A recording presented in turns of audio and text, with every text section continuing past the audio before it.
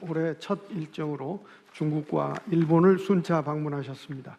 국빈 방중에 이어 지난주 방일 셔틀 외교까지 이어진 연쇄 순방은 우리의 이웃 국가인 중국, 일본과의 관계를 안정적으로 발전시키고 우리의 국익과 민생을 지켜내고자 하는 여정이었습니다. 중일 간의 갈등이 지속되는 가운데 자칫 위축될 수 있었던 우리의 외교적 입지는 정상 개인 간의 정서적 유대와 전략적 공감대로 오히려 크게 확대되었습니다.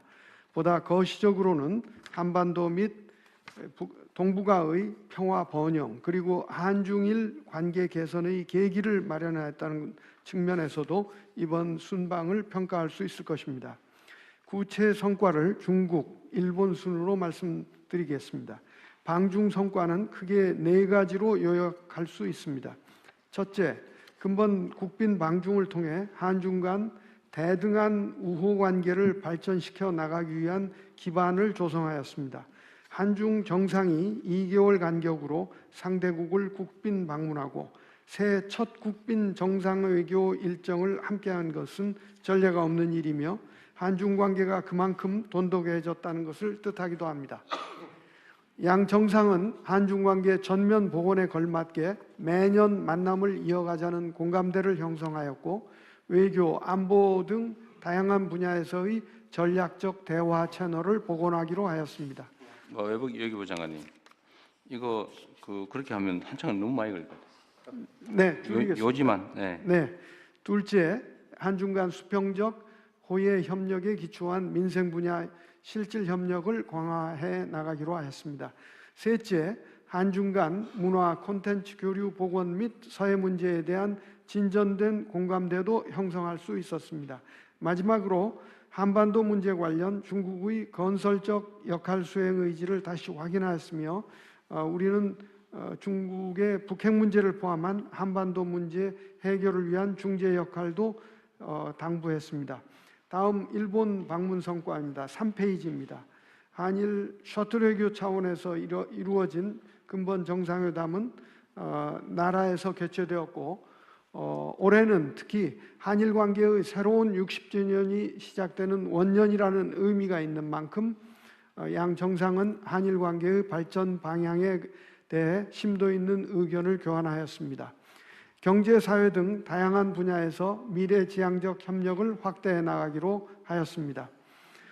사회 분야에 있어서는 작년에 출범한 한일 공통사회문제협의체의 원활한 운영을 하고 또 초국가 범죄 등 양국 공동 대응을 강화하기로 하였습니다.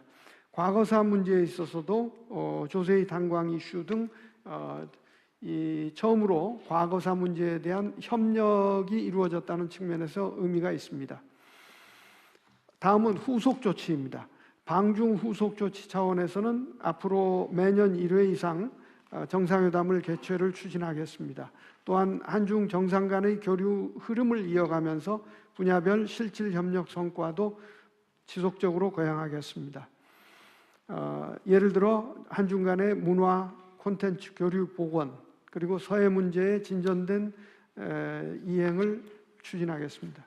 한일 관계에 있어서는 정상 간 셔틀 외교를 지속해 나가면서 AI 등 경제 분야와 사회 분야 등 각 방면에서 협력을 심화해 나가겠습니다. 이상 보고입니다. 네, 이거 뭐 고생하셨고요. 외교부가 이번에 막 정상회담들이 너무 급박하게 너무 많이 사실 진행됐는데 그럼에도 불구하고 준비들을 아주 잘하셨던 것 같아요. 거기도 열심히 고생한 사람들 몇 사람 뽑아가지고 포상을 좀 하시도록 하시죠. 네, 그렇게 하겠습니다. 네. 그다음에 원래 제가 일본 총리하고는 이게 소위 우리가 셔틀 외교의 일환으로 원래는 제 고향 경북 안동으로 가고 싶은데 거기 숙소가 없다면서요? 네, 대구 회의장이나 숙소가 마땅치 않다고? 그래서 대구에서 하시고 안동에 들르셔서 뭐 하회마을이라든지 그렇게 하는 것은 거기서는 불가능해요? 저 대통령님, 네. 저 안동에 안동 출신 한번 얘기 들어보죠. 안동에 숙소가 있습니다. 어디 아니 그거 그냥 수소만 가지고 안 된다니까. 정상회담을 할 정도가 되냐? 저희가 지금 그 한옥을 해가지고 한옥을? 새로 한옥 숙소도 있고요. 그 장소가 정상회담 하기에는 조금 좁지만은 여러 가지 품격은 충분합니다. 저희 지금 저 말이 진실인지 체크를 한번 해보세요. 대통령님 의전장이 지금 현장에 가서 파악을 하고 와서 보고를 할 예정인데요. 그랬어요? 일단 예비적으로 알아본 바에 따르면 사성 호텔이 150객실 있는 사성 호텔에 스탠다드라고 있고 회의는 도청을 활용할 수도 있고요. 그 호텔하고 인근이 도청 도청을 활용할 수 있죠. 있고 그다음에 말씀하신 한옥 그 호텔이 한 20방 정도가 있는데 그 안에 PRS하고 유사한 좀 좋은 방이 하나 있다고 하니까 뭐 그걸 종합하면 우리야 뭐 아무 데나 그 모텔에 가서 살아도 되는데 근데 근데 상대 정상은 그렇게 할 수는 없죠. 예, 그래서 하여튼 이번에 가서 보고 예비적인 정보를 바탕으로 좀 실사를 한 다음에 종합 보고를 드리겠습니다. 만약에 저기 시설 보완을 좀 해서 할 수 있으면 네. 시설 보완을 좀 미리 해놓든지. 또 우리 저 에이펙 회의하거나 이럴 때도 뭐 수백억씩 들여가지고 네. 또 시설 개선 지원하잖아, 그죠? 안동은 사실은 좀 상징적인 의미가 있어서 네, 네. 이제 나라현을 우리가 갔는데 다음에는 가능하면 일본 총리께서도 안동으로 가고 싶다고 얘기했잖아, 그죠? 네, 그렇습니다. 그거는 숙소나 이런 거 잘 챙겨 보는데 너무 무리하지 말고. 네. 실장님 만동 가시면 제가 수행하겠습니다. 알겠습니다. 네, 좋습니다. 우리 좀 권 장관님께서 고향이시라고 그게 실제로 가능할 겁니다. 그래요? 여러 가지 공간이나 연구를 한번 해보죠. 그 다음에 중국은 사후 뭐 하실 얘기 있으면 하십시오. 예. 경제 분야 성과 대통령 보고를 고전에. 예. 중국은 사실은 이제 문화 분야 교류 협력이 과연 얼마나 빨리 복구되느냐인데 네, 좀 진척은 좀 있어 보여요. 얼마 시간이 안 지나긴 했습니다만. 네, 지금 뭐 보도상으로 보면 조금씩 뭐 징후가 나아지는 있다고 것 하는데. 같은데요. 1, 4분기에 장관급 회담을 다시 한번 하려고 합니다. 1, 4분기. 네, 그럼 그때 좀 보기로 하죠. 예, 그 대통령께서 그 방중 경제 성과 및 후속 조치에 대해서 보고를 드리겠습니다. 대통령께서 9년 만에 국빈 방문을 통해서 한중 관계의 전면적 복원을 통해 미래지향적인 협력 관계 초석을 마련하셨습니다. 특히 저희들이 분석해 보니까 과거에는 제조업 위주였는데 좀 전에 대통령께서 말씀하신 바와 같이 소비재, 컨텐츠, 서비스 분야까지 이렇게 대폭 확대된 그런 성과가 있었습니다. 먼저 정부 간 MOU를 총 14건 저희들이 체결했습니다. 그 내용을 저희들이 분석해 보니까 2건은 상무협력 대화, 교통협력 대화를 신설했습니다. 그리고 산업협력 강화 한 건 6건이 있었는데 산업단지 협력, 그리고 위생검역 제도 개선, 지적재산 보호 등까지 확대된 그런 성과가 있었습니다. 신협력 분야로서는 디지털 과학기술 분야, 그리고 중소기업 이외의 벤처 스타트업 협력, 그리고 미세먼지 등 기후변화 순환경제의 새로운 협력 분야까지 개척하시는 그런 성과가 있었습니다. 민간 간의 경제협력 성과도 32건의 그 MOU 체결이 있었습니다. 저희들이 분석해 보니까요, 제조업이 3건, 소비재가 식품 등 15건입니다. 그리고 컨텐츠 분야도 게임 등 7건, 그리고 서비스업도 7건 등 비즈니스 창출 기회가 완전히 이제는 소비재 서비스업 분야로 넘어가고 있는 양상입니다. 그리고 기업들 행사를 통해서 24건의 4,400만 불의 수출 계약이 성사되었고요. 그다음에 2,500만 불의 국내 스타트업 투자에 대한 그런 성과도 있었습니다. 앞으로 이 후속 조치를 저희들은 이 현장에서 적용될 수 있게 더 발전 보완시켜 나가도록 하겠습니다. 이번 기회에 저희들이 대통령께서 작년 6월 이후에 그 활동하신 걸 저희들 다 분석을 해보니까요, 20차례의 정상회담, 그리고 그 안에서 세부적으로 50차례의 또 세부적인 정상회담까지 성과가 있었고요. 정부 간에만 73건의 어떤 MOU 체결이 있었습니다. 그래서 과거에 보면은 MOU는 MOU다 하는 이런 속설까지 있습니다만 이번 기회는 이걸 불식시켜서 MOU가 본 계약으로 체결이 되고 실질적인 협력 성과까지 이루어질 수 있도록 관계부처하고 협의를 해서 저희들이 차근차근 이렇게 준비해 나가도록 하겠습니다. 이상 보고를 마치겠습니다. 정상회담 전후로 거기서 뭐 이런 계약이나 기업 간 MOU 이런 걸 했다는 거예요? 예, 정상회담 계기에 대통령 임석하에서 한 게 74건 정도가 되고 또 민간 기업들이 별도로 한 걸 저희들이 보니까 또 한중만 해도 30건이 넘고 이런 그런 상황입니다. 네, 수고하셨습니다. 뭐 다른 분들 말씀하시죠. 다음 보고로 넘어갈까요? 네, 저기 대통령님 제가 네. 식약처장 왼쪽에 있습니다. 네, 왼쪽에 감사합니다. 지난번에 11월에 대통령님께서 UAE 다녀오셔서 네. 저희가 거기서 MOU를 했는데 지난주 금요일 날 UAE에서 그 대사관에서 공식 서한이 왔는데 UAE에서 식약처를 이제 참조 기관으로 인정한다는 서한이 2달 만에 왔습니다. 그렇게 되면 우리나라 K-바이오의 의약품, 의료기기 진출이 굉장히 간편해지고 빨라져서 최소한 한 7개월 정도 빨리 진출을 할 수 있을 것 같습니다. 네, 네. 감사드립니다. 잘하셨습니다. 네. 어쨌든 이게 정상회담을 하고 나면 이제 사후 협의나 이런 업무 처리를 신속하게 좀 해야 되는데 다들 잘하고 계세요. 속도를 내야 됩니다. 어쨌든 제가 자주 말하지만 하여튼 이 공무 영역은 너무 느려. 제가 보긴. 그래서 가능하면 속도를 빨리 좀 내주면 좋겠습니다. 잘하고 계셔서 고맙습니다. 네, 외교부, 경제부 두 부의 보고에 대해서 더 추가 의견 있으신가요? 없으시면 네. 원안대로 접수하겠습니다. 다음은 대한민국 임시정부 상하이 청사 활용 확대 방안을 국가보훈부 장관, 외교부 장관님 먼저 순서대로 보고해 주시고 의견 말씀 듣겠습니다. 예, 국가보훈부 장관 보고 드리겠습니다. 상해 임시정부 청사 활용 방안에 대해서는 이전까지는 상하이시나 항포구청은 자기들이 알아서 할 테니까 우리 국가보훈부나 총영사관에서는 관여 안 했으면 좋겠다 이런 입장이었답니다. 대통령께서 다녀가시고 난 다음에는 테이블에 앉아서 같이 협의를 해보자 자세가 확실하게 네. 뵙겠다는 이야기를 베이징 노대사님과 여기 총영사관의 총영사 부영사로부터 말씀을 드렸습니다.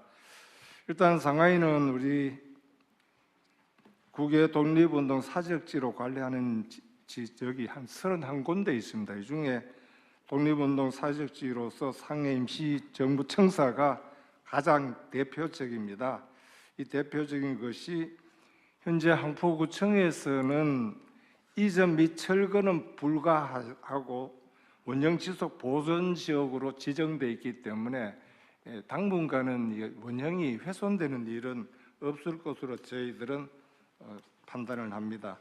기념품점에 대해서 대통령께서 말씀하셨지만은 이거는 2015년까지 판매하다가 중국 당국에 의해서 판매 중단을 시킨 것입니다.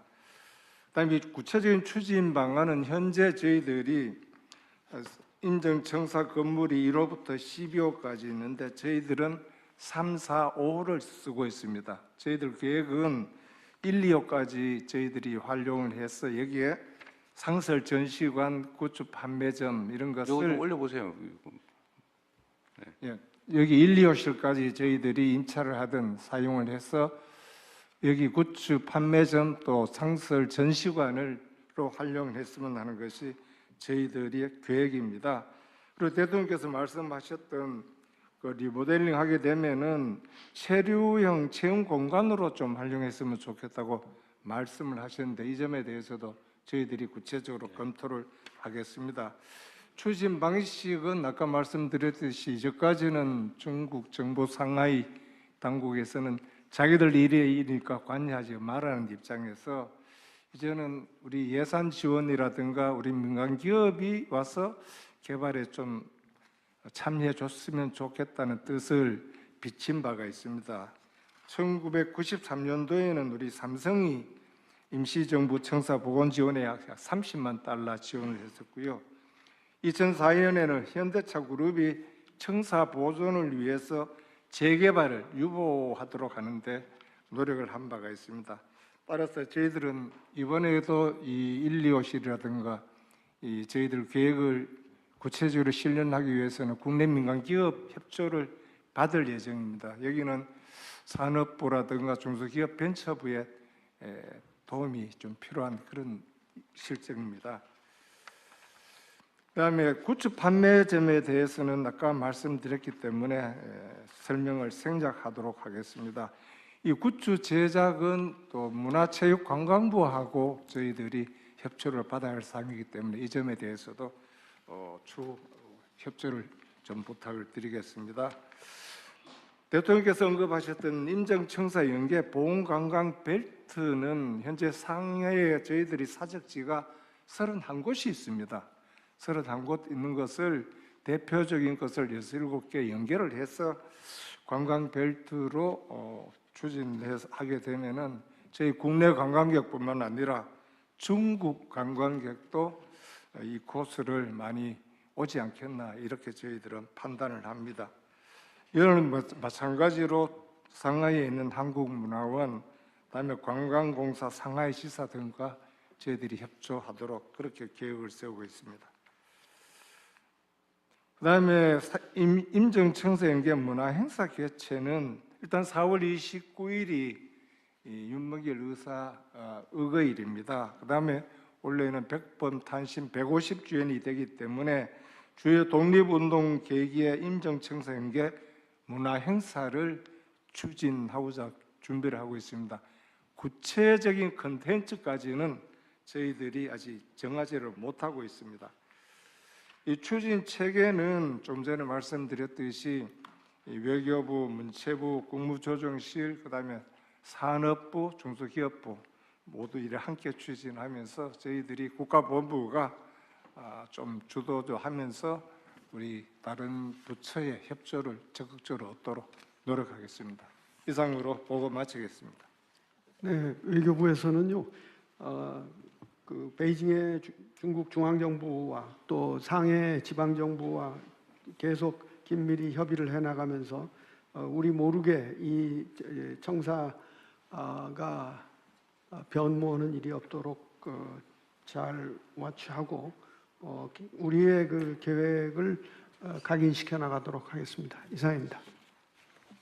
이거 사실 중국 정부가 이전에는 대한민국 그 항일 유적지에 대해서 사실 이렇게 뭐 막 공개하고 뭐 많이 드러나는 거 싫어했죠 옛날에는. 이 그 경원시 했다고 할까 이제까지는 저희들 제가 어쨌든 그랬는데 그랬었어요. 지금은 이제 태도가 좀 바뀌는 것 같아요. 제가 봐도 바뀌는 것 같은데 또 언제 바뀔지도 모르잖아요. 근데 이 임정청사나 이런 독립 그 운동 유적지는 우리 정부의 문화유산으로는 외국에 있긴 하지만 정말로 소중한 자산인데 이거 이런 식으로 그냥 저쪽에서 호의에만 기대는 건 좀 문제가 있어서 외교부에서 중국 정부하고 한국 정부 간에 일종의 보존 협약이라든지 일종의 뭐 양해라든지 최소한 이런 거라도 좀 해놔야 되지 않습니까? 지금 완전히 선의에 의존하고 있잖아요. 그거 한번 협의해 보시죠. 네, 그렇게 하겠습니다. 주요한 데 몇 군데라도. 네. 뭐 다 할 수는 없겠고. 지금 중국의 항일 운동 유적지 전수 조사에도 이전에는 동의도 안 하고 그랬다는 거 아니에요? 네네. 지금은 어때요? 저희들 아직까지 구체적으로 그 3년 계획을 해가지고 전수 조사를 할 지금 계획. 원래 하는 거예요? 아니면 중국 정부가 공식? 이제까지 중국 정부 특히 동북 삼성은 접근 자체를 불허했었습니다. 이제까지. 지금은 어때요? 지금 원래는 아직까지 그 관계로 출장을 가보지 않았기 어쨌든 때문에 그 문제도 아직 네, 파악을 그 못하고 문제도 공식 굉장히 우호적으로 바뀌었다고 저희들은 네, 판단합니다. 공식적으로 할 수 있게 제도를 만들고 지속성이 있도록 격을 좀 올리라는 거죠. 그냥 선심 쓰는 정도로는 좀 그렇다. 대한민국 정부의 일종의 발상지 아닙니까? 자, 그거 잘 네. 챙겨 주시고요. 다른 의견 없으시죠? 네. 네, 그러면 원안대로 접수하겠습니다. 다음은 재외공간 역할 재창조 이행 계획을 외교부 장관께서 보고해 주십시오. 그리고 잠깐만 이게 미안합니다. 하여튼 이게 정부 차원에서는 못하고 이제 현대자동차의 정몽구 회장이 좀 시설 그렇습니다. 개발하면 이제 원래 다 부서 없어지는 건데 예. 그걸 어쨌든 막아줬다는 거고 네. 삼성은 하여튼 시설 보완하는 거 도와줬다는 건데 하여튼 이거를 또 민간 기업에다 맡겨놓는 것도 문제고 정부 예산을 투입하는 것도 중국 정부 입장에서는 그렇게 좋아하지는 않을 것 같아요, 그죠?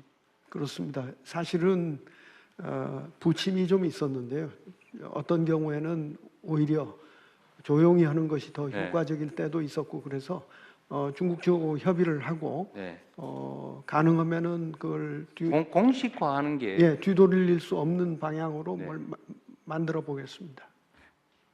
그래서 한중 관계의 일종의 뭐 지표 같은 거기도 하니까 네, 중국에 있는 그 항일 독립운동 유적지 중에 이게 지금 우리한테 제일 네, 사실은 상징적이죠. 상해 중경에 하나 예, 또 있죠. 예. 근데 거기도 한번 따로 또 챙겨보시고. 네, 그렇게 하겠습니다. 하여튼 이게 이 중요한 사실은 역사적 시설물인데 이게 너무 오랫동안 방치해놨던 것 같습니다. 네. 국가유산청장입니다. 예. 국가유산청장입니다. 네네. 저희 국가유산청장청에서는 이 국외 문화재를 부동산을 우리 관리와 같이 하고 있습니다. 그래서 현재 워싱턴 D.C.에 있는 대한민국 그 공사관도 지금 청사에 사가지고 좀 관리하고 있습니다만은 현재 지금 상해 같은 경우도 저희들이 매입할 수는 없고 그렇지만은 안 판다고 그러던데. 네네. 그래서 저희들이 이제 그 국가적으로 이걸 해결해 주시면 저희들은 거기에서 이제 홍보 시설이라든가 유물을 전시한다거나 보존 처리 같은 걸 할 수 있다고 생각합니다. 그러니까 여기를 그냥 막 마지못해 관리하듯이 하면 안 되고 그 동네 지역 경제에도 도움이 되는 방식으로 뭔가 좀 활발하게 네네. 관광객도 좀 많이 오고 뭔가 동네에 도움이 돼야지 동네 흉물이 되면 안 되잖아요. 알겠습니다. 네. 하여튼 연구를 좀 많이 해보십시오. 네, 그러면은 재공관 역할 재창조할 이행 계획을 보고 드리겠습니다. 글로벌 환경 변화에 대한 신속하고 효율적인 대응과 K 이니셔티브 확산 지원을 위해 해외에서의 팀 코리아 총력 체제 구축이 절실한 상황입니다. 이런 가운데 팀 코리아 체제의 구심점이자 K 이니셔티브 확산의 교두보로서 우리 정부를 대표하는 173개의 제휴공관 역할이 그 어느 때보다 중요합니다. 이에 부응하려면은 제휴공관의 운영 체제를 개편하고 역할을 창조하며 또 공공기관의 해외 지사 활동의 분절화를 극복하는 것이 기요합니다. 이를 위해 외교부는 관계부처와 함께 거점 공관 체제 개편, 공관과 현지 공공기관 간의 공조 체제 재정비, 외교 인프라 개선, 업무 혁신 등을 추진해 나가고자 합니다. 자료 1페이지부터입니다. 우선 거점 공관 체제로 재편은 제외 공관을 거점 공관 체제로 재편하고 공관 인력을 효율적으로 재배치하는 것입니다. 그리고 운영 방식을 과감히 혁신하겠습니다. 그 연장선상에서 부산 엑스포 때 약속을 했던 12개의 공관은 지금 상대국 관계의 관계를 고려해서 주 별도를 보고 드리겠습니다만 대폭 혁신하겠습니다. 다음 자료 2페이지입니다. 제휴공관과 현지 잠깐만요. 네. 뭐 장관님의 문제는 아니고 이 자료 있잖아요. 이거 누가 지금 틀고 있어요? 이 자료 좀 정성스럽게 하세요. 그리고 이게 다 우리 국민들께서 관심을 가지고 자기한테 이해관계 있으면 들여다보고 싶은데 이렇게 무성의하게 하지 말고요. 카메라도 가끔씩 내용을 좀 찍어주세요. 좀 볼 수 있게. 그리고 앞으로 요 보고도 좀 여기 맞춰가지고 스크롤 통제하시는 분, 네, 잘 좀 볼 수 있게. 뒤에는 특히 이 내용이 구체적인 내용들이 들어 있잖아요. 그거는 이렇게 캡처해서 볼 수 있게 좀 잘 좀 찍어주기 바랍니다. 네. 네. 그러면은 공공기관과의 공조 체제를 재정비하는 것입니다. 자료 2페이지입니다.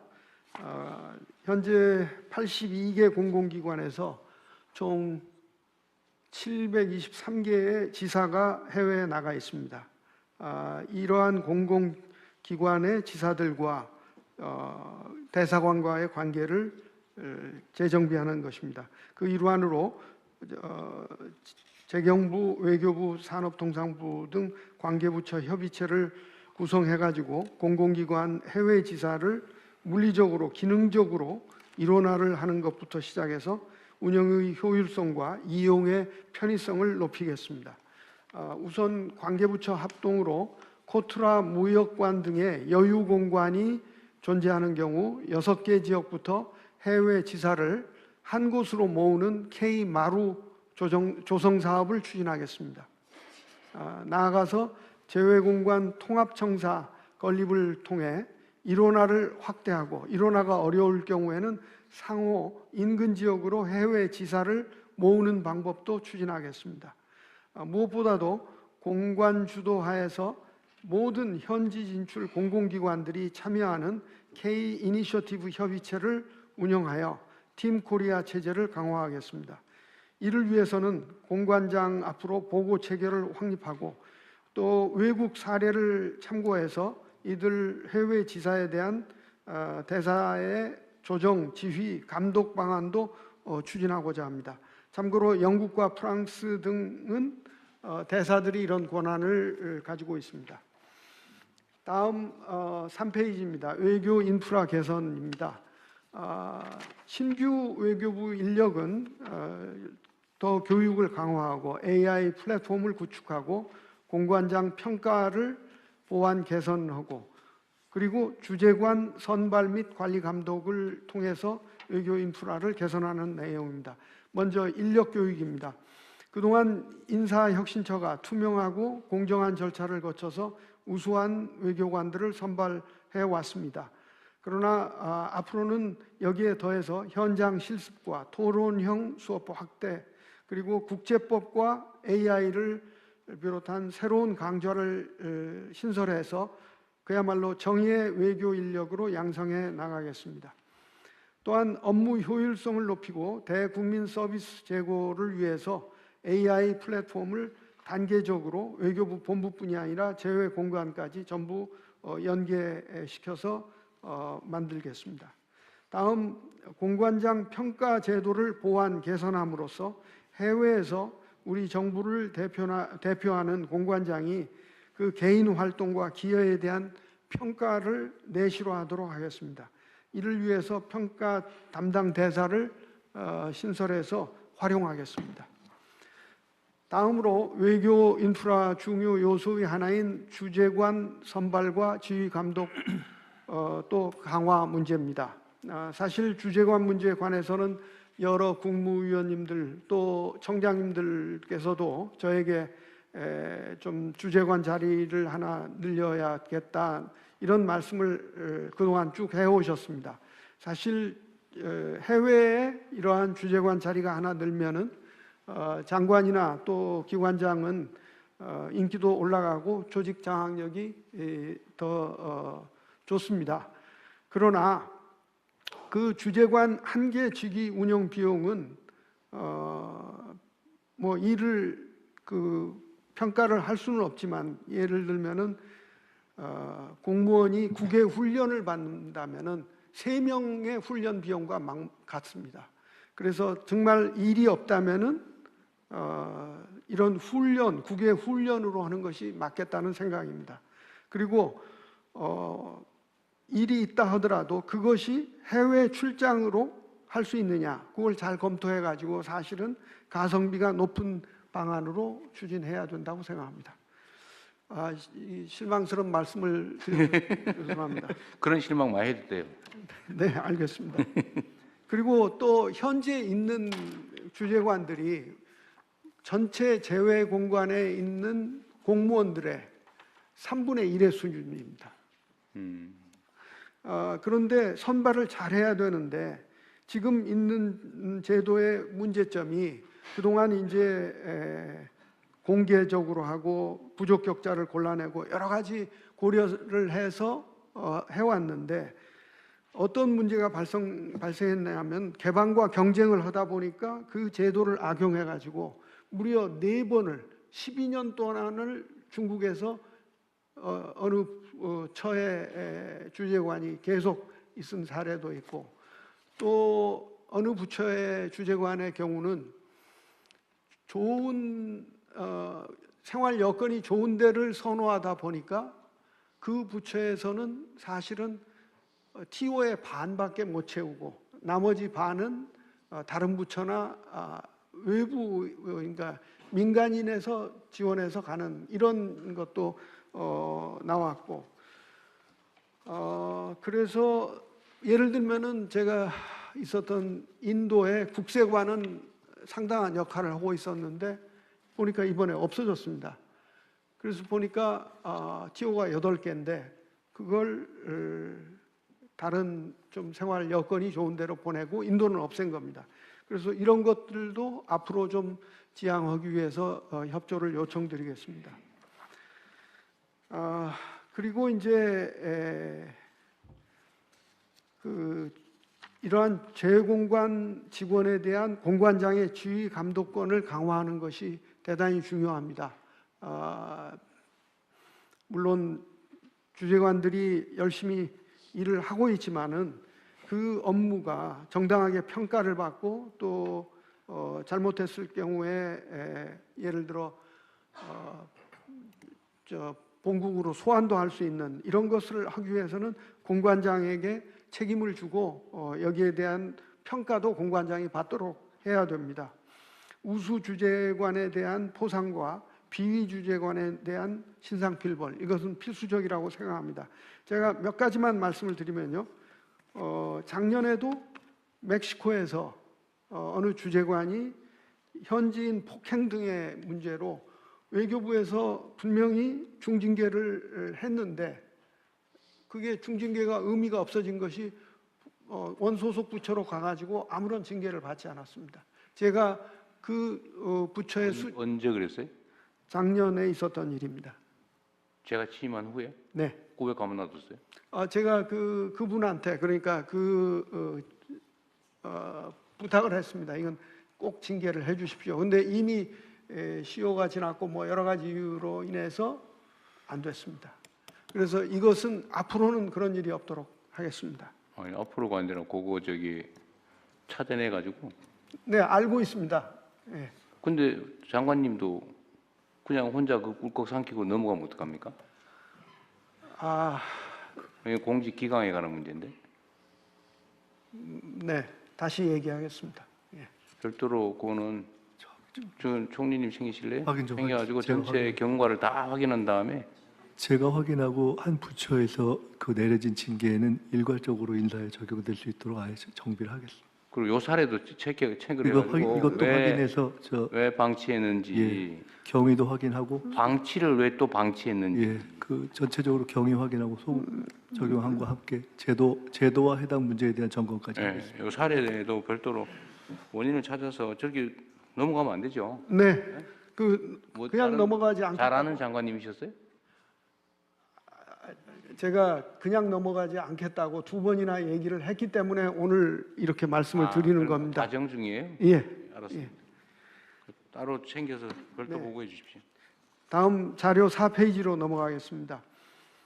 이러한 운영 방식의 혁신을 토대로 추진 업무의 분야별 혁신 연계를 통해서 K-이니셔티브 확산 효과를 최대한 끌어올리겠습니다. 우선 재외국민 보호와 관련해서는 지역별로 전략을 수립하고 디지털 기술을 활용해서 예방, 대응을 최적화하고 또 동포 전담 영사도 확충하고 그래서 동포들의 권익을 향상시키겠습니다. 또한 현지에서 맞춤형 포괄적 연계 사업을 통해 K-이니셔티브 확산에 기여하겠습니다. 다음은 자료 5페이지입니다. 전방위적인 경제 외교를 통해서 재외 공관을 수출 수주의 전진 기지로 거듭나게 할 것이며 재외 공관 주도하에 현장에서의 무상원조 체계를 통합하고 문화, AI 관련 신규 사업을 발굴하는 등 ODA 이 사업의 효과적인 효율적인 수행도 힘써 나가겠습니다. 지난번 대통령님께서 재외공간에 화장품 하나라도 더 팔아야 된다는 말씀은 전부 전파가 돼서 그런 정신 자세로 지금 임하고 있다는 말씀을 드립니다. 그래서 앞으로 재외공간이 이런 제도적 보완을 통해서 재창조되고 팀 코리아 체제로 그야말로 국익을 위해 노력하는 우리 공관으로 거듭나도록 하겠습니다. 이상입니다. 네. 어쨌든 뭐 기획은 아주 잘하신 것 같고요. 근데 재외 공간을 앞으로는 뭐 문화, 기업 진출 교두보로 만든다. 그다음에 해당 지역의 우리 교민들 통합의 중심으로 만든다. 이게 이제 핵심인데 다른 관련 부처들도 다 이거 논의 같이 하신 거예요? 앞으로 예를 들면 재외 공간을 어떻게 활용할 것인지 네, 예, 다 의논하신 거예요? 그렇습니다. 총리실에서 또 함께 하겠습니다. 이제 다른 동포청장인데요. 여기 카메라 뒤편에 있습니다. 네. 예.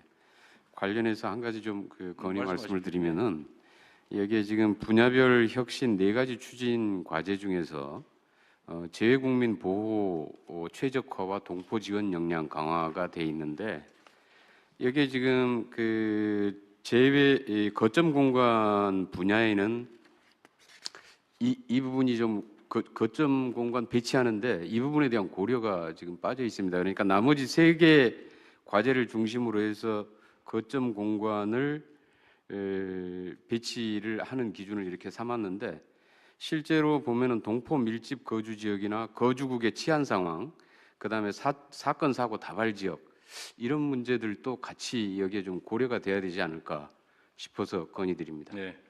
그게 이제 총영사관은 당연히 그렇게 해야 될 것 같고, 그런데 예를 들면 대사관은 사실은 그 동포 밀집 지역으로 하기는 좀 어렵겠죠. 그러니까 그거는 특성에 따라서 업무에 따라서 잘 분석해서 네. 가십시오. 대통령님, 저 산업부 장관입니다. 오른쪽에 있습니다. 네. 그 지난번에도 한번 말씀드린 적이 있었는데 제 생각에는 거버넌스도 중요하지만 공관장이 어떤 자세를 가지고 하느냐가 제 경험은 무엇보다도 중요했던 기억이 네. 있습니다. 제가 해외 다닐 때마다 대사님들 뵙고 하면은 대사님이 어떤 분이시냐에 따라서 수주라든지 수출에 아주 큰 영향을 미치는데 마침 수출 거점 공간부터 문화 이렇게 거점 공간 나눴다면 저희 생각에는 현지 기업인들이 뭐 다면 평가를 도입을 해서 기업들이 참 평가를 한다든지 아니면 수출 같은 경우는 수출 부처 이제 산업부이긴 합니다만 산업부의 장관이 이렇게 그 평가에 참여를 한다든지 개발협력이라든지 문화부 같은 경우는 문화부 장관님이 공간장 평가에 참석한다든지 해서 그런 부분들에도 좀 이렇게 보완이 되면 좀 좋겠다는 생각을 합니다. 아주 좋은 생각입니다. 근데 이제 거기에 100% 의존하기는 어렵겠지만 그 해당 지역 뭐 교민 또는 예를 들면 우리가 언제나 행정 수요자, 우리는 공급자니까 수요자들의 평가가 제일 중요하잖아요. 그러니까 그 수요자를 어떻게 지금 이제 조직할 거냐, 또 어떤 사람들한테 그걸 맡길 거냐의 문제는 있긴 한데 저 지적은 많거든요.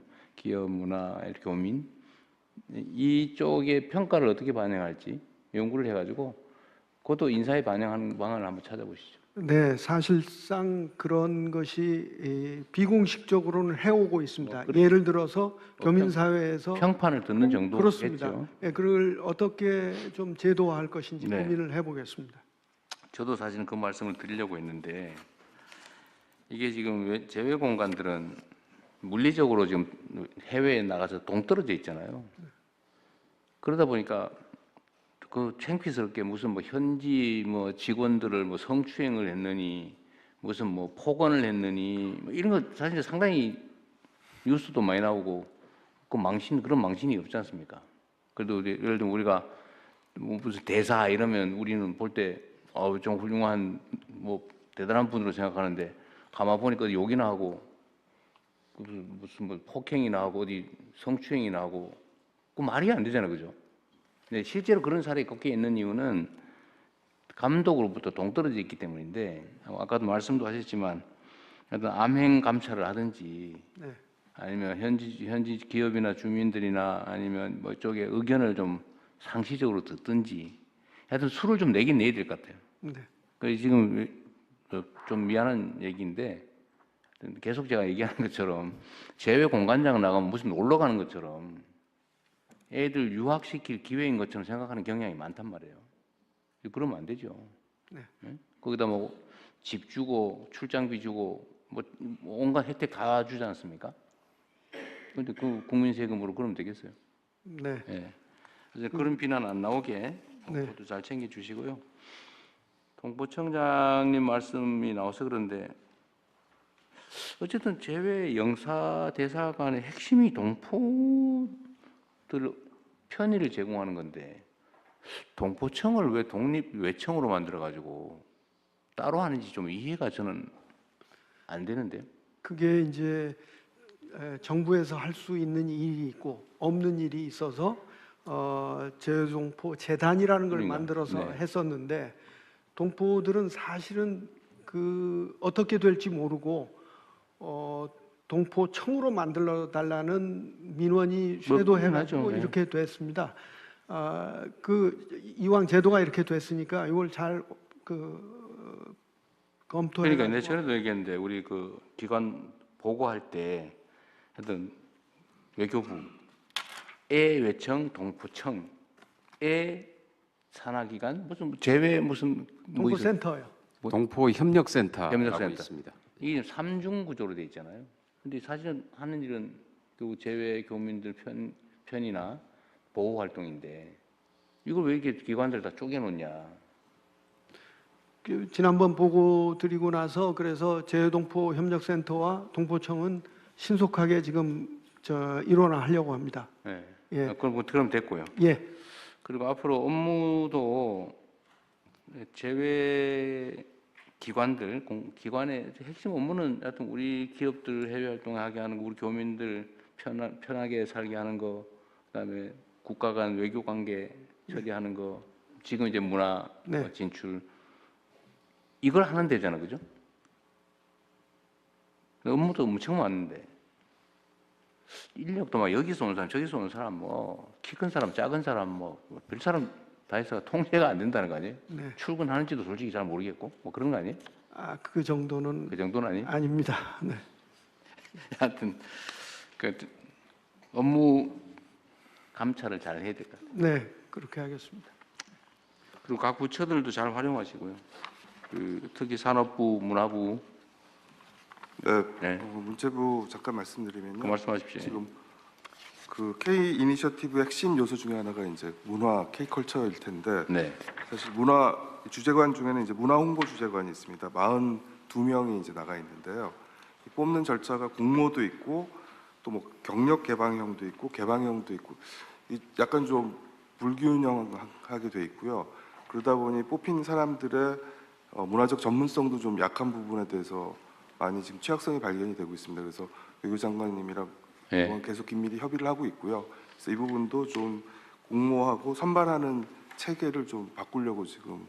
그러게 이 각 부처청이 온갖 이름으로 지금 재외 공간에 나가 있는데 그 좀 체계적으로 뭘 해야 될 것 같긴 해요. 네, 맞습니다. 다시 한번 정비를 해야 될 필요가 있습니다. 그리고 뭐 한 사람이 이 기관에 4년 하고 저 기관가 4년 하고 여기가 4년 하고 이렇게 막 돌아다니면서 네, 그 사례가 나왔습니다. 근데 그래서 그거를 어떻게 막을지도 이 막는 필요하면- 장치는 이미 만들었는데요. 네. 차제에 지금 문화부 장관 말씀하신 것처럼 전체적인 주재관 선발 제도를 한번 네.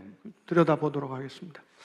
여러분이 이게 모든 조직이 다 마찬가지지만 눈 바깥에 감시의 밖에 있는 재외 공간 문제는 어떤 일종의 뭐라 그럴까 리트머스 시험지 같은 거랄까 조직 관리에 예. 그런 거니까 각별히 신경을 좀 써주세요. 네.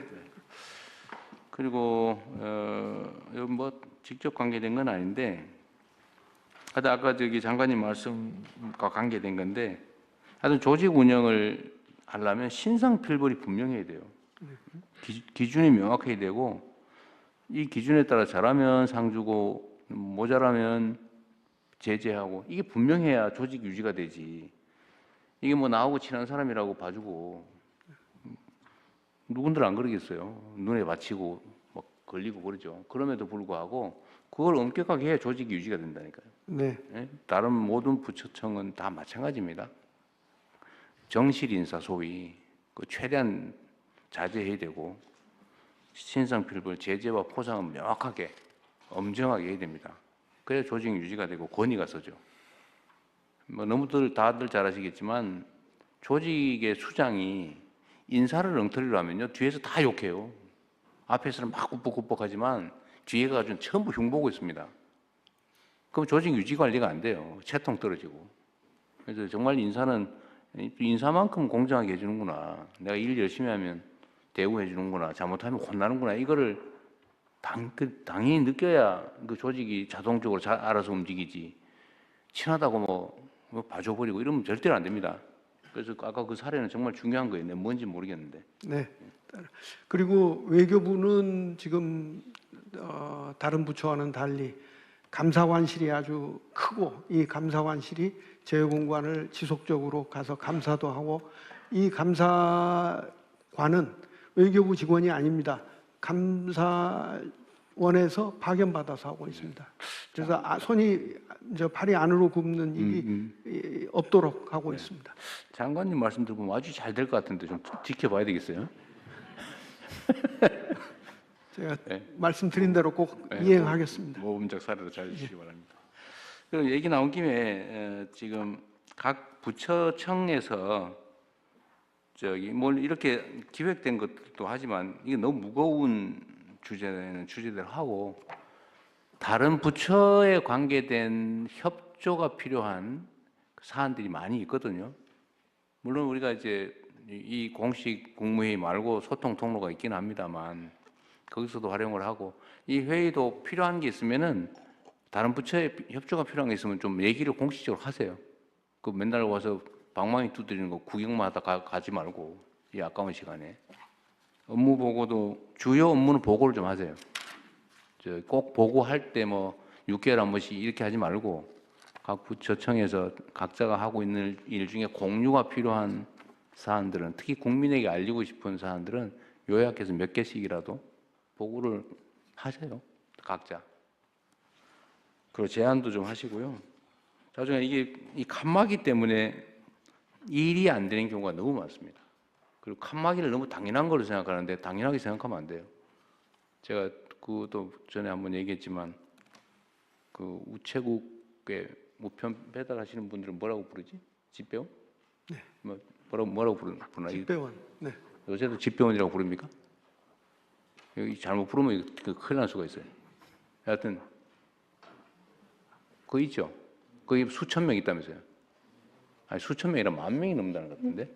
근데 그게 맨날 적자라고. 근데 그런 조직을 이용해 전에 한번 얘기했는데 여론조사를 맡긴다든지 실태조사를 맡긴다든지 또는 그 사무실을 통합 운영해서 비용을 줄인다든지 각 부처끼리 하면 되는데 생각을 아예 안 하고 있는 경우들이 많습니다.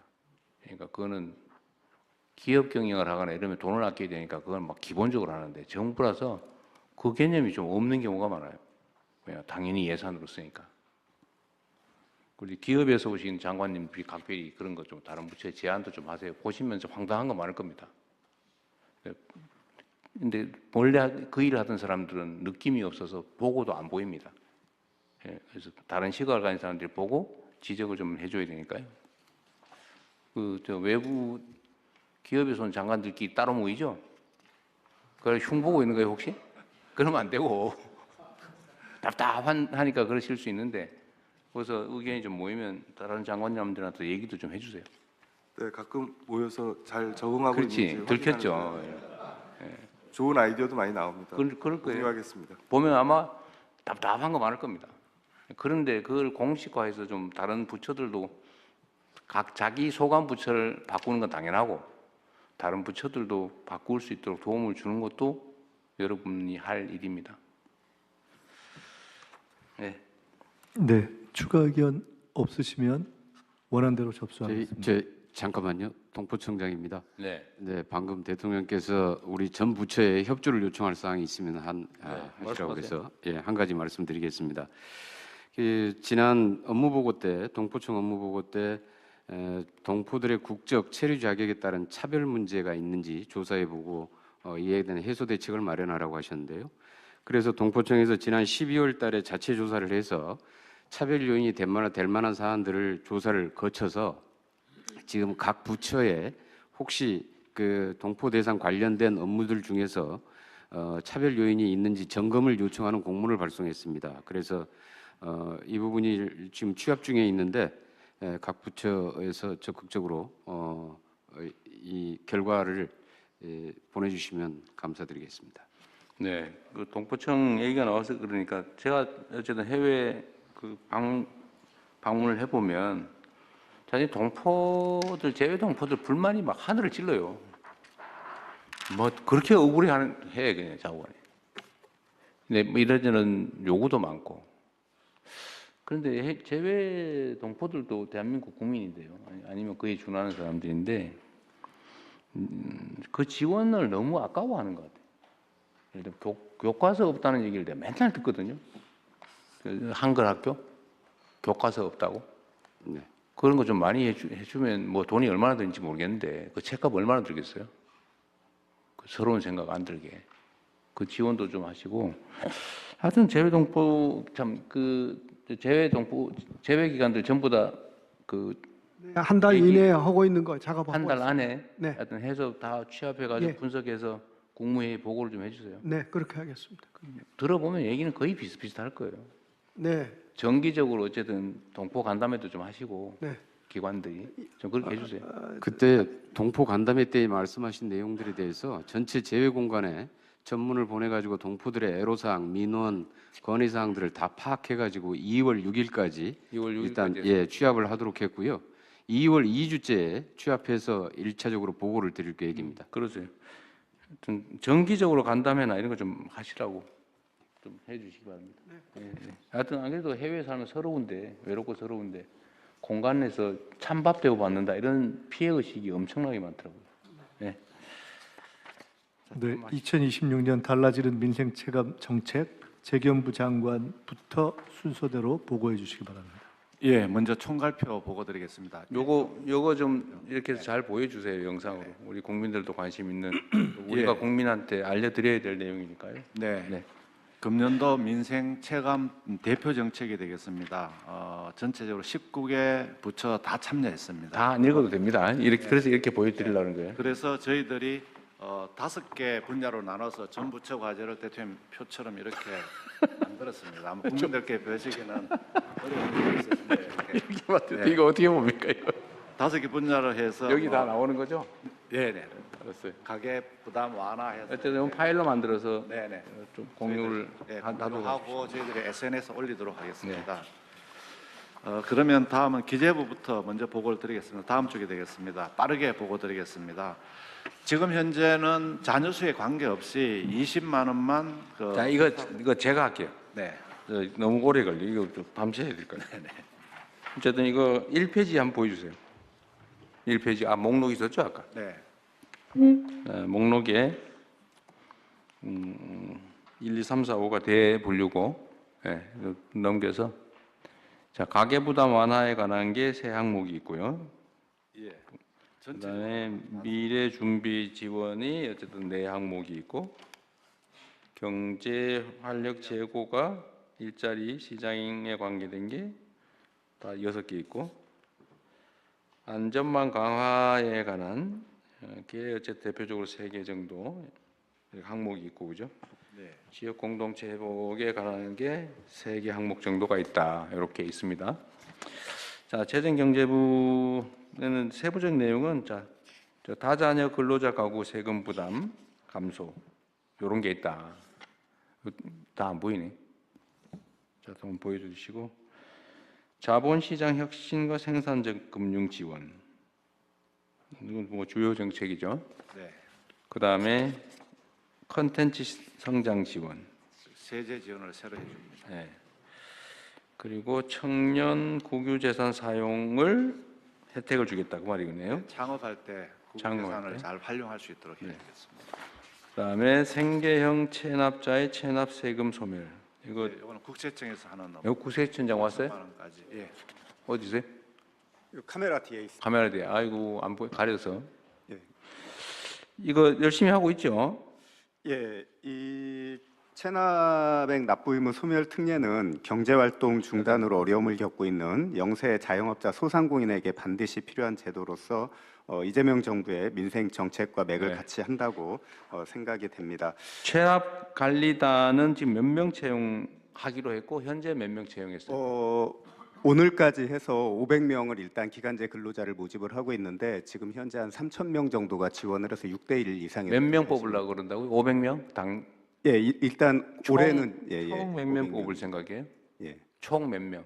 총 대통령님 말씀하셨기 때문에 4,000명 생각하고 있습니다. 지방 정부는 어떻게 하기로 했어요? 지방 정부. 지방 세외 수입 지방 정부들도 체납관리단에서 지방세, 네네. 그다음에 지방 세외 수입 예. 이거 관리해야 될 거 아니에요? 네네. 그것도 거기도 청탁이- 500명입니다. 지방 아니, 각각 지방? 아니 세외 수입 얘기 아닌 게 아니고 네네. 각 지방 정부는 협조 요청을 하고 있냐 이 말이에요. 네, 지방청에서 지방 정부 하고 있고요. 지방청별로 저희가 인원을 배분을 해서 하고 있습니다. 잠깐만요. 꼭- 말을 못 알아듣으신 것 같은데. 네네. 지금 내가 얘기하는 거는 그건 국세 또 국가 세외 수입은 국세청이 알아서 네. 인원을 뽑는데 좀 늘리라는 얘기고 예. 이거 빨리 정리해야 될 거 아니에요? 뭐 몇 년씩 할 거예요? 네네. 빨리 정리를 해야지. 예. 그거 말고 네. 지방 정부들도 체납된 지방세, 지방세외 수입 관리가 엉망이라 이 말이에요. 예. 각 지방자치단체야 내가 이래라 저래라 하긴 어려운데 네네. 행안부도 좀 신경을 써서 지방 정부도 똑같은 시범 모범 케이스가 있으니까 예. 그 관리단 뽑아서 일자리도 만들 겸 예. 조세 정리도 실현할 겸 예. 장부 정리도 할 겸 예. 하게 하는 거 협조하고 있냐 그 말이에요. 그건 행안부가 합니까? 예, 그건 행안부. 행안부에서 지방 네. 정부에 그 인원을 수시로 좀 보강할 수 있도록. 근데 제가 이걸 해보니까 이 공무원들은 생각이 희한하던데 그 뭘 그리 아까워해요. 세금 저기 떼먹고 또는 안 내고 있는 거 그거 이제 받아가지고 월급이라도 주면 조세정이 실현되고 일자리 만들고 좋지 않습니까? 근데 그거 안 하려고 그러더라고 자꾸. 사람 뽑는 거 부담된다고. 네, 인건비 부담 때문에 그런. 인건비보다 더 많이 나온다니까. 예, 그렇게 잘 안내를 하겠습니다. 각 지방 정부 단위로 얼마가 체납됐고, 예를 들면 세외 수입이 얼마 체납, 네, 지방세 얼마 체납이 됐고, 대상자는 몇 명이고, 요거를 관리할 인력은 몇 명을 뽑는지를 다 찾아가지고 보고하도록 하십시오. 네, 예. 하고 있나 안 하고 있나, 안 하고 있는 데는 저 불이익을 주고. 예, 인원을 얼마를 그 일에 투입하고 있는지까지 다 내가 보기엔 거기서 보고를 고용을 한 1~2만 명을 할 수 있을 것 같아요. 네. 손해 안 본다니까요, 재정에서. 예. 떼먹고 있는 세금, 안 내고 있는 세금 걷어가지고 주면 되잖아요. 네. 그거는 각 지방 정부는 그건 다 챙겨가지고. 예. 언제까지 날짜 정해가지고. 네, 2월 하고 있는 상황, 네네. 앞으로 할 계획, 안 하고 있으면 왜 안 하는지를 다 조사를 해가지고. 네네. 또 보고를 좀 해주세요. 2월 상반기 중에 보고드리도록 하겠습니다. 근데 국세청도 너무 소심하게 그러지 말고. 예. 지금 얼마 밀려 있어요? 세외 수입 밀린 금액이 얼마예요? 세외 수입은 매년 한 25조 정도 지금 미수납이 누적된 게 얼마냐고? 누적된 게. 국세는 130조고요. 130조를 지금 예. 밀려서 못 받고 있다. 그다음에 예. 해외 수입은 그만할 건데. 예. 세외 수입은 그렇잖아도 정부 좀 협조를 하고 대충. 싶은데 지금 세외 수입은 매년 250조 정도 내가 징수가 말하는 되는데 건 그중에 누적된 25조 정도. 누적된 체납 세외 수입이 얼마냐고 묻잖아요. 매년이 아니고 누적된 게. 내가 한 200~300조 될 거예요. 하여튼 그건 나중에 알아보세요. 네네, 그거 알아보겠습니다. 그냥 관심이 없는 거잖아요 지금. 아니요, 네, 확인해 보겠습니다. 네. 그 누적된 세외 수입 체납분을 전화라도 하든지 쫓아다니면서 재산 조사를 하든지 할 인력을 대대적으로 뽑아서 예. 손해 안 난다니까요. 예. 그 실업자들 각종 실업급여나 이런 거 주는 거 생각하면 걷는 금액의 한 30% 이상 손해가 보더라도 손해가 아니에요. 국가의 복지 지출이 줄잖아요. 예. 일자리를 만들어주면. 그러니까 대대적으로 뽑아서 하세요. 예, 그래서 지금 진행 상황과 협조 사항을 간단히 말씀드리면 됐어요. 그건 예. 안 해도 되고 그냥 열심히 하시고요. 하여튼 늘리세요. 그거 너무 소심해. 공무원이셔서 그런가요? 네. 적극적으로 하여튼 과감하게 하세요. 그 저기 또 그냥 없는 부조용으로 일자리도 만들어 가지고 예. 안 해도 될 일도 하잖아요. 예. 근데 일거리는 있는데 그걸 왜 안 합니까? 그래서 지금 올해 하여튼 적극적으로 하고 있습니다. 과감하게 좀 많이 뽑으세요.